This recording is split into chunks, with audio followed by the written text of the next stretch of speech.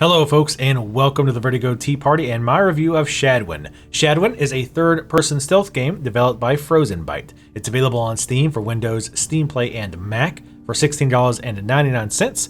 It has Steam achievements, full controller support, Steam trading cards, Steam Workshop support, and a level editor. I was given a free copy of the game for this review, and I will have a link to the game in the description below the video.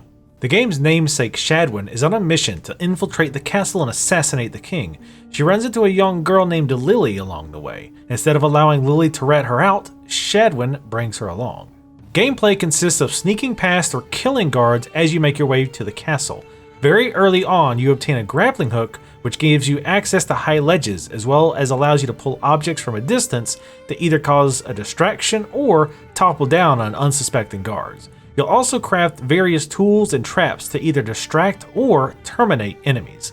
While shadows and light levels seem to have no effect on your visibility, you can hide in hay bales, thick bushes, or use your verticality to avoid the enemy's sight. Even more so than many other stealth games, being spotted by guards is bad for your health. If they see you, they will kill you almost instantly with a crossbow. While you technically can hide before an enemy kills you, the window to do so is very short, about half a second. Furthermore, if a guard finds a corpse, they will alert other guards and attempt to ring an alarm, causing an instant mission fail. To balance this, Shadwen has a rewind function, allowing you to go back in time as far as you want to try again. In addition, time stops moving when you aren't giving Shadwen a command, even while she's mid-air. This allows for easier planning and the execution of some very tight maneuvers. If you don't wish to move but want time to progress normally, you can press and hold a key until you're ready to go. Time controls, the grappling hook, and the other tools that you unlock as you progress allow for a lot of interesting setups. For example, you can use the grappling hook to pull down boxes on a wandering guard and then instantly jump down and kill another. Miss time pulling the boxes or jump too far, simply rewind to do it again. This is faster than the old save and reload maneuver we often experience in other stealth games like Thief, and it feels less cheap since it's built into the game. It's a very cool answer to save scumming. In order to complete each level, the young girl Lily must make it to the exit. Lily will automatically progress through the level when it's safe to do so, hiding in hay bales and shrubbery, or you can choose to order her to move to a location you specify. While I, like many other gamers, dislike escorting NPCs, I found this to be a non-issue with my playthrough, though that could possibly be because I killed all guards on every level. In my experience, guards never saw her anyway, even in the rare times she ran right into them. If Lily observes you killing a guard, her attitude toward you will change, as will your interactions with her.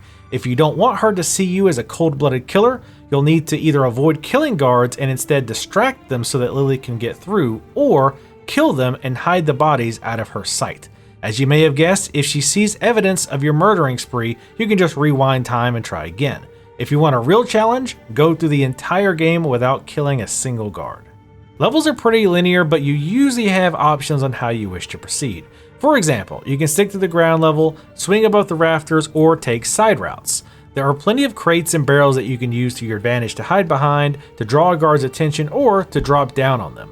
One of my favorite tricks is to push one box onto the ground from up high to draw over a guard and then drop another on top of him, or kill him by doing a plunging attack.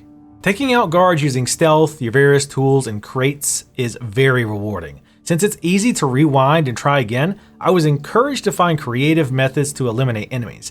However, I feel that Shadwen may suffer from the same issue that Dishonored did, and that if you're doing a no-kill playthrough, that many of the options available to you, such as explosive mines, poison darts, and dropping barrels onto unsuspecting guards, are unusable since they're all lethal.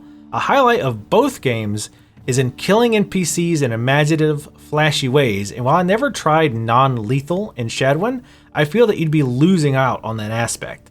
There is satisfaction though in playing these games in a more challenging way, and getting to the end of each mission is undeniably going to be harder if you're actively avoiding murdering anyone. Enemy variety is one of the biggest weak points of the game. There are only two types of enemies, normal guards and heavily armored guards. The only difference is that heavily armored guards cannot be killed with a standard backstab. It must be killed with traps, dropped objects, or via the death from above attack. The story and characters are mostly forgettable. Shadwen's motivations for wanting to kill the king are slowly discovered via conversations with Lily during mission transitions. and recent goings-on can be learned by listening to the idle chit-chat of bored guards. By the time the credits roll, there are still missing pieces of the puzzle. While leaving the player to speculate about story details isn't inherently a bad thing, I don't feel that there was enough there to paint a picture of the root cause of the entire premise of the game, making Shadwen's motives feel shallow. While I didn't find this to significantly sour the experience, it's a shame there wasn't more there to draw the player into the world. In conclusion, I rate Shadwen a 6.5 out of 10. It's an enjoyable stealth game with some fairly glaring flaws. The rewind and time pausing mechanic felt very good, and using them in combination with the various tools, traps, and object physics made for satisfying and often humorous takedowns. Levels are designed in such a way that it seemed there were several options available to take out or sneak past guards, though it lacked in location variety. The game is a decent length for the price, about 7 to 8 hours, and it ended before I felt it got overly repetitive. Levels are fairly small and linear, so while there are multiple approaches to any given area, there isn't much to explore, nor are there drastically different paths that you can take. The characters are bland and there isn't much story or world to pull you in, and enemy variety is almost non-existent. Guard AI isn't quite up to snuff, and they, like the game itself, are overly easy to defeat, even on higher difficulties. However, I did find that I was enjoying myself more often than not. If you're a fan of stealth games, or just killing hapless guards in fun and creative ways, and are willing to overlook these flaws, I can recommend Shadwen, especially at the $17 price point. Thank you guys for watching. As always, make sure you leave comments in the comment section below. Let me know what you thought of this game, thought of this review. Also, if you'd like to see more reviews, let's plays, and previews of games, make sure to go ahead and subscribe. Follow me on Twitter, and I will see you next time.